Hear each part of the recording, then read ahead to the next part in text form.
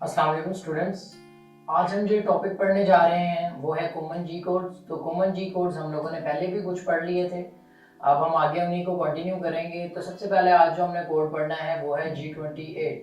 तो G28 code असल में इस्तेमाल होता है मशीन को मशीन रेफरेंस पर लेकर जाने के लिए। मशीन रेफरेंस वो पॉइंट होता है, ये यूज़ होता है मशीन रेफरेंस के लिए। मशीन को शॉर्ट फॉर्म में M/C भी लिखते हैं। तो इसको हम मशीन रेफरेंस के लिए इस्तेमाल करते हैं, मशीन को अपने रेफरेंस पर लेकर जाने के लिए। मशीन रेफरेंस वो पॉइंट होता है जो कि एक मैन्युफैक्चरर ने जो मशीन को मैन्युफैक्चर करता है उसने बिल्ट इन एक मशीन को बताया होता है कि ये आपका एक सेफेस्ट पॉइंट है, ये आपका एक मशीन जीरो पॉइंट है। जब भी हम मशीन जीरो को सेट करते हैं तो मशीन उस पॉइंट पर चले जाती है, उसके तमाम के तमाम कोऑर्डिनेट्स उस पॉइंट पर चले जाते हैं, यानी वहां पर वो मशीन जीरो हो जाती है और वो मोस्ट सेफेस्ट पॉइंट होता है एक मशीन का। तो ये होता कैसे है कि जब G28 का इस्तेमाल किया जाता है, अभी हम क्योंकि CNC टर्निंग सेंटर पढ़ रहे हैं तो CNC टर्निंग सेंटर के केस में जब भी मशीन रेफरेंस पर जाना हो G28 का इस्तेमाल करें तो हम लोग X और Z की डायमेंशन जो है वो एब्सोल्यूट सिस्टम में नहीं देते, वो हम इंक्रीमेंटल सिस्टम में देते हैं। तो जब हम CNC टर्निंग सेंटर की बात करते हैं, CNC टर्निंग सेंटर के अंदर एब्सोल्यूट सिस्टम में डायमेंशंस देने के लिए x एक्सिस के लिए x का इस्तेमाल किया जाता है और z एक्सिस की डायमेंशन या z एक्सिस की वैल्यू लिखने के लिए z का इस्तेमाल किया जाता है। लेकिन जब हम इंक्रीमेंटल सिस्टम की बात करें तो x की वैल्यू देने के लिए u का इस्तेमाल किया जाता है और z की वैल्यू देने के लिए w का इस्तेमाल किया जाता है। जैसे कि अब हम जब मशीन को कहेंगे कि इसका फॉर्मेट क्या होता है G28 का, मशीन रेफरेंस का, हम मशीन को कहते हैं G28 यानी कि मशीन रेफरेंस, और आगे उसको बताते हैं कि x में आपने कितना जाना है तो हमने जीरो करवाना होता है चूंकि, तो हम u लिखते हैं x की जगह और उसको जीरो कर देते हैं और आगे z की जगह w लिखते हैं उसको जीरो कर देते हैं और साथ ही उसके कॉलन लगाकर ब्लॉक को एंड कर देते हैं। तो ये फॉर्मेट होता है मशीन रेफरेंस का, मशीन जीरो पर जाने के लिए ये कोड होता है और ये उसका फॉर्मेट है। अगर हम G28 के साथ x0 और z0 का इस्तेमाल कर लें तो उसका नुकसान ये होता है कि टूल पहले वर्क रेफरेंस पर आता है, यानी जो हमने वर्क का जीरो सेट किया होता है, वर्क का जीरो पॉइंट, वो मशीन वो जहां पर भी टूल होगा पहले वो वर्क जीरो पर आएगा और फिर वहां से वो मशीन जीरो पर जाएगा। इसमें दो चीजें हैं, एक तो टाइम वेस्ट होगा, दूसरी चीज एक्सीडेंट का भी खतरा है इस चीज में। इसीलिए जब भी G28 का या मशीन रेफरेंस ये जो कोड है इसका इस्तेमाल किया जाए तो G28 के साथ इंक्रीमेंटल में x और z की वैल्यू लिखनी है और वो लिखने के लिए u और w का इस्तेमाल किया जाता है। इसके बाद अगला कोड आ जाता है G50। ये इस कोड का इस्तेमाल किया जाता है वर्क रेफरेंस सेट करने के लिए। तो वर्क रेफरेंस सेट करने के लिए इसका इस्तेमाल किस तरह से किया जाता है, हम टूल को मूव करते हुए वर्क पार्ट के रेफरेंस यानी कि टर्निंग सेंटर में मोस्टली हम लोग उसका फ्रंट और सेंटर पॉइंट जो होता है वो रेफरेंस रखते हैं हम वर्क पार्ट का। तो हम वहां पर टूल को ले आते हैं, टूल को लाने के बाद जो हमारे पास कंट्रोल पैनल पर ऊपर वैल्यूज नजर आ रही होती हैं x कोऑर्डिनेट की और z कोऑर्डिनेट की, वो माइनस में नजर आ रही होती हैं। तो हम उसको वहां पर वर्क रेफरेंस सेट करने के लिए G50 लिखते हैं और बल्कि वो हम नोट कर लेते हैं उन कोऑर्डिनेट्स को कि क्या कोऑर्डिनेट है x के और z के। उसके बाद हम मशीन रेफरेंस पर ले जाते हैं टूल को, मशीन रेफरेंस पर यानी वो मशीन अपने 0 पर चले जाती है, वहां जाके हम G50 लिखते हैं, G50 और G50 ये फॉर्मेट है अभी इस कोड का ना। G50 लिखने के बाद इसके बाद x की डायमेंशन देते हैं। अब हमने x और z ही सिंपली यूज करना है, वो G28 के लिए लाजमी था कि x की जगह u और z की जगह w का इस्तेमाल करें। अब G50 लिखने के बाद हम x की वैल्यू देंगे जो भी हमारे पास, जब हम टूल के सेंटर में, जब हम वर्क पार्ट के सेंटर में टूल को लेकर आए थे इन कॉन्टैक्ट, तो जो हमारे पास कोऑर्डिनेट्स आए थे वो माइनस में नजर आ रहे थे, हमने उनको माइनस नहीं लिखना लेकिन हमने वही एज इट इज वैल्यू यहाँ पर लिखनी है, जो भी वैल्यू होगी x 200 समथिंग या 300 समथिंग। उसके बाद z की वैल्यू लिखेंगे जो भी होगी, और इसके बाद एक तीसरी चीज जो G50 सेट करता है वो होती है मैक्सिमम स्पिंडल स्पीड।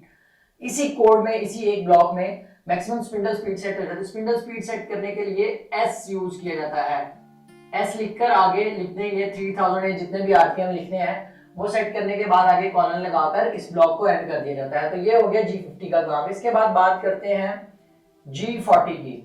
तो G40 का इस्तेमाल किया जाता है टूल रेडियस कंपनसेशन के लिए। जब भी हम बात करते हैं CNC टर्निंग सेंटर के टूल की, तो CNC टर्निंग सेंटर के टूल के ऊपर एक या उसका जो कटिंग एज होता है वहां पर एक नोज रेडियस होता है।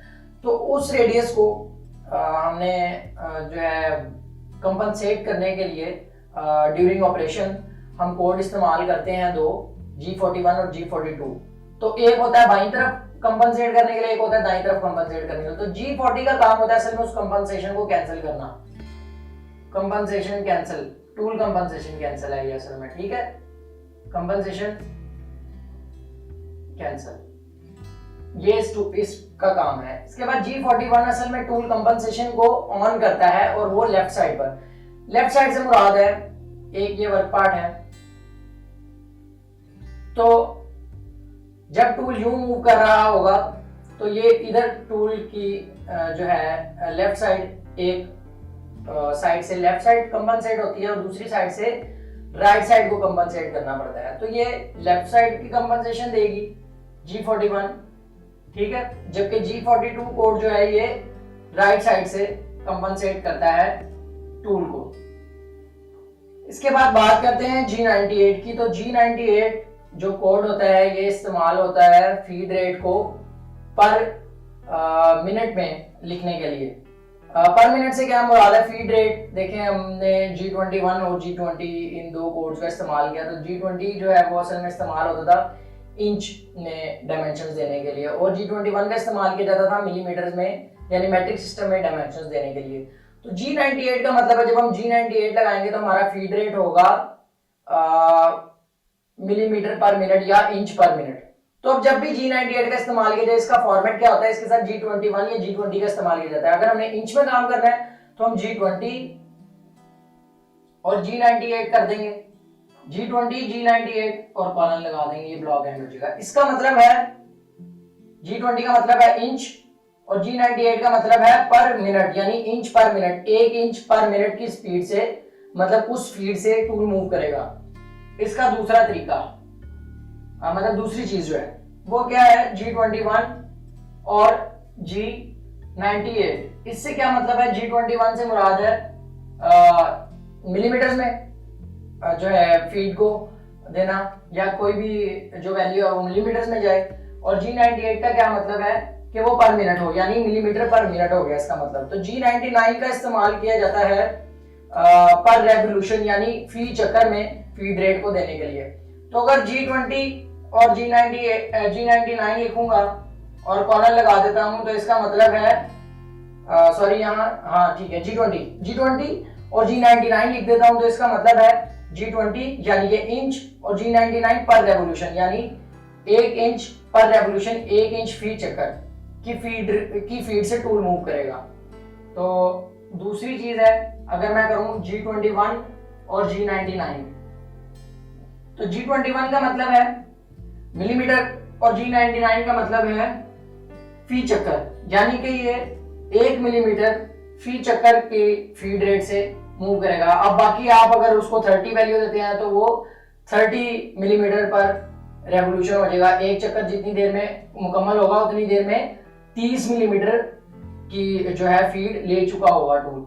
तो ये इन कोड्स का ये मकसद है। अगर आप लोगों को कोई कंफ्यूजन हो तो आप वीडियो के नीचे कमेंट करके पूछ सकते हैं और पर्सनली मेरे साथ कांटेक्ट भी कर सकते हैं। बहुत बहुत शुक्रिया, अल्लाह हाफिज।